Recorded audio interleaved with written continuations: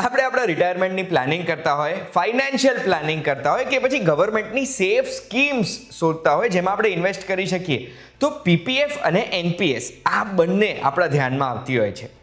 તો પીપીએફ અને એનપીએસમાં તફાવત શું છે અને મારે જો અગર ઇન્વેસ્ટ કરવું છે તો શેમાં કરી શકું? એનો જવાબ જો તમને જોઈતો હોય ને તો એના માટે ધ્યાનથી સાંભળજો. હું તમને એક વાત કહું.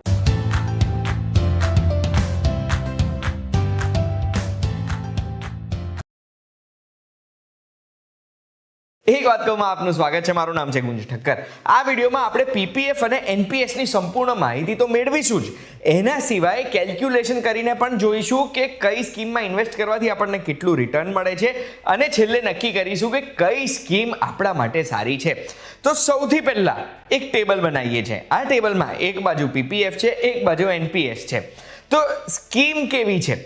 પીપીએફ એક ઇન્વેસ્ટમેન્ટ સ્કીમ છે અને એનપીએસ એ એક ઇન્વેસ્ટમેન્ટ કમ રિટાયરમેન્ટ સ્કીમ છે. હવે આ સ્કીમમાં ઇન્વેસ્ટ કઈ રીતે થાય છે એ સવાલ જો પૂછે ને તો પીપીએફ બહુ જ સિમ્પલ સ્કીમ છે. એમાં આપણે દર વર્ષે મિનિમમ 500 રૂપિયા ઇન્વેસ્ટ કરી શકીએ છીએ, મેક્સિમમ 1.5 લાખ રૂપિયા દર વર્ષે ઇન્વેસ્ટ કરી શકીએ છીએ. આ જે પૈસા આપણે ઇન્વેસ્ટ કરીએ છીએ એના ઉપર આપણને ઇન્ટરેસ્ટ મળે છે, જે ઇન્ટરેસ્ટ નક્કી કરે છે મિનિસ્ટ્રી ઓફ ફાઇનાન્સ. હાલનો ઇન્ટરેસ્ટ 7.1% છે એન્યુઅલી, જે દર વર્ષે કમ્પાઉન્ડ થાય છે. એટલે દર વર્ષે આપણા કોર્પસમાં ઉમેરાય છે, જેનાથી એના પછીના વર્ષે એ વ્યાજ ઉપર પણ આપણને વ્યાજની આવક થાય છે. પીપીએફ સ્કીમ મેચ્યોર થાય છે 15 વર્ષે, પણ 15 વર્ષ પછી પણ આપણે બીજા 5 વર્ષ એને એક્સટેન્ડ કરી શકીએ છીએ. પણ એ 5 વર્ષ આપણે એમાં કોઈ પણ કોન્ટ્રીબ્યુશન નથી કરી શકતા. એટલે ફક્ત આપણે વિડ્રો કરવા હોય તો દર વર્ષે એક વિડ્રોવલ આપણે 5 વર્ષ માટે કરી શકીએ, કે ના કરવું હોય તો 20 વર્ષે ટોટલ વિડ્રોવલ કરી શકીએ. એનપીએસ એ થોડીક કોમ્પ્લિકેટેડ છે, એટલે થોડું શાંતિથી સમજજો. એનપીએસમાં ઇન્વેસ્ટમેન્ટ લિમિટ શું છે? તો એમાં ટિયર 1 ટિયર 2 અકાઉન્ટ હોય. ટિયર 2 કોમ્પ્લિકેટેડ છે, એને સાઈડમાં મૂકી દઈએ. એમાં આપણને સેવિંગ્સ અકાઉન્ટ અલગથી મળે છે. આપણે ટિયર 1 જોઈએ, જે મેક્સિમમ લોકોના હોય છે ને, એ ટિયર 1માં ઇન્વેસ્ટમેન્ટ મિનિમમ 1000 રૂપિયા દર વર્ષે કરવાનો હોય છે. મેક્સિમમ લિમિટ કોઈ છે જ નહીં એમાં. એનપીએસ એક રિટાયરમેન્ટ સ્કીમ છે. એટલે રિટાયરમેન્ટ સ્કીમમાં શું છે? આપણી ઉંમર 60 વર્ષની થાય છે ત્યાં સુધી આપણે એમાં ઇન્વેસ્ટ કરી શકીએ છીએ. પછી આપણે એક્સટેન્ડ કરીને 75 વર્ષ આપણી ઉંમર થાય ત્યાં સુધી એમાં ઇન્વેસ્ટમેન્ટ ચાલુ રાખી શકીએ છીએ. એનપીએસમાં ઇન્વેસ્ટમેન્ટ ચાલુ કરવા માટેની પણ એક ઉંમરની લિમિટ છે. 18 વર્ષથી 45 વર્ષના લોકો જ એનપીએસમાં ઇન્વેસ્ટમેન્ટ કરી શકે છે. અને મેચ્યોરિટીના સમયે, એટલે મારી ઉંમર જો 60 વર્ષ થઈ ગઈ ત્યારે જ મારે જો મારો એનપીએસમાંથી પૈસા ઉપાડી લેવા છે, તો આપણે જે પૈસાનું રોકાણ કર્યું છે એ રોકાણ પછી જે કોર્પસ ભેગું થયું છે ને, એ કોર્પસ પૂરેપૂરું આપણે ના ઉપાડી શકીએ. 60% કોર્પસ સુધી આપણે મેક્સિમમ ઉપાડી શકીએ છીએ, જે લમસમ આપણને પૈસા મળી જાય. બચેલું જે 40% કોર્પસ છે, એ 40% કોર્પસથી એન્યુઇટી પરચેસ થાય છે. આ એન્યુઇટી ઇન્વેસ્ટમેન્ટ થાય છે આપણા રિટાયરમેન્ટની પેન્શન માટે. એટલે આ જે 40% જેટલું ફંડ છે ને, એ 40% ફંડથી આપણને દર મહિને એની આવક પરથી એક પેન્શન મળે છે. અને આપણી હયાતી નથી રહેતી, એના પછી આ 40% ફંડ જે છે એ આપણા બાળકોને મળી જાય. હવે આમાં એવું પણ બને કે 60 વર્ષની ઉંમરે 70 કે 75 સુધી, જ્યાં સુધી એનપીએસ આપણે ચાલુ રાખ્યું છે, એ ઉંમર પછી આપણે લમસમ 1 રૂપિયો ના ઉપાડીએ અને 100% કોર્પસથી આપણે એન્યુઇટી ખરીદીએ તો આપણી પેન્શન એટલી આપણને વધારે મળશે. આપણે એનપીએસમાં જે પૈસાનું ઇન્વેસ્ટમેન્ટ કરીએ છીએ ને, હવે એ ઇન્વેસ્ટમેન્ટથી બી શું થાય છે એ બી તમને જણાવવા માંગુ છું. એ ઇન્વેસ્ટમેન્ટ આપણે જે કર્યું છે એ એક ફંડ મેનેજર આપણને આપે. એ ફંડ મેનેજર આપણું ફંડ આગળ ઇન્વેસ્ટ કરતા હોય છે અલગ અલગ જગ્યાએ. એટલે ઇક્વિટીમાં ઇન્વેસ્ટમેન્ટ થાય. કોર્પોરેટ ડેટ એટલે કંપનીઝને દેવું પ્રદાન કરીને, પૈસા પ્રદાન કરીને એના ઉપરથી આવક ઊભી થતી હોય છે. ગવર્મેન્ટ સિક્યોરિટીઝમાં ઇન્વેસ્ટમેન્ટ થાય છે, કે પછી એઆઈએફ એટલે ઓલ્ટરનેટ ઇન્વેસ્ટમેન્ટ ફંડમાં પણ ઇન્વેસ્ટ થાય છે. આપણે જ્યારે એનપીએસનું ખાતું ખોલાવીએ ને, ત્યારે આપણે સિલેક્ટ કરી શકીએ છીએ કે કેટલા પૈસા આપણે શેમાં ઇન્વેસ્ટ કરવા છે, અને એ ઇન્વેસ્ટમેન્ટથી આપણને કેટલું રિટર્ન મળવાનું છે એ રિટર્ન નક્કી થતું હોય છે. ટૂંકમાં એનપીએસ શું છે એ તમે સમજી જ ગયા છો. હવે આપણે આગળ વધીએ. ટેક્સમાં ફાયદો શું મળે છે? તો પીપીએફ વાળા ટેબલમાં આપણે જોઈશું ને, તો પીપીએફમાં આપણે દર વર્ષે પીપીએફમાં 1.5 લાખ રૂપિયા સુધી ઇન્વેસ્ટ કરીએ છીએ, તો એટલા પૈસા આપણી ઇન્કમમાંથી આપણે બાદ લઈ શકીએ, જેના ઉપર આપણે ટેક્સ ભરવાનો રહેતો નથી, under section 80C of income tax act. આ તમને ખબર હશે. આના સિવાય પીપીએફ જ્યારે મેચ્યોર થાય છે, તો પીપીએફ ઉપર આપણે જેટલું વ્યાજ કમાયું છે ને, એ વ્યાજ ઉપર બી આપણે ટેક્સ ભરવાનો રહેતો નથી. એટલે મેચ્યોરિટી સમયે જે કોર્પસ આપણું ભેગું થયું છે એ પૂરેપૂરું આપણું મૂડી બની જશે. એ મૂડી ઉપર આપણે કોઈ પણ ટેક્સ ભરવાનો રહેતો નથી. એનપીએસની વાત કરીએ.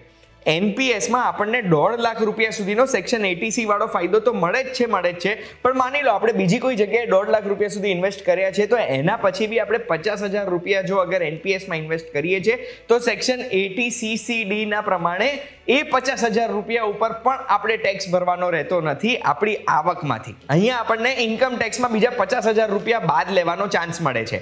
એના સિવાય મેચ્યોરિટી સમયે આપણે જ્યારે લમસમ પૈસા ઉપાડીએ છીએ ને, તો 60% લમસમ આપણે ઉપાડીએ છીએ મેચ્યોરિટી સમયે, તો એ 60% ટેક્સ ફ્રી હોય છે. એટલે એ ફરીથી આપણી મૂડી બની ગઈ. બચેલા જે 40% છે એ 40% આપણા એન્યુઇટીમાં ઇન્વેસ્ટ થવાના છે. એ એન્યુઇટીમાં આપણને જે પેન્શન મળશે ને, એ પેન્શન આપણી ઇન્કમમાં એડ થશે અને ઇન્કમ ટેક્સ સ્લેબના પ્રમાણે આપણે એના ઉપર ટેક્સ ભરવાનો થશે. અહીંયા સુધી હવે મને એટલું તો આશા છે કે તમે સમજી ગયા છો. અગર સમજ્યા નથી તો થોડો વિડીયો રિવાઇન્ડ કરીને ફરતી જોજો, સમજણ પડી જશે બહુ જ ઇઝીલી.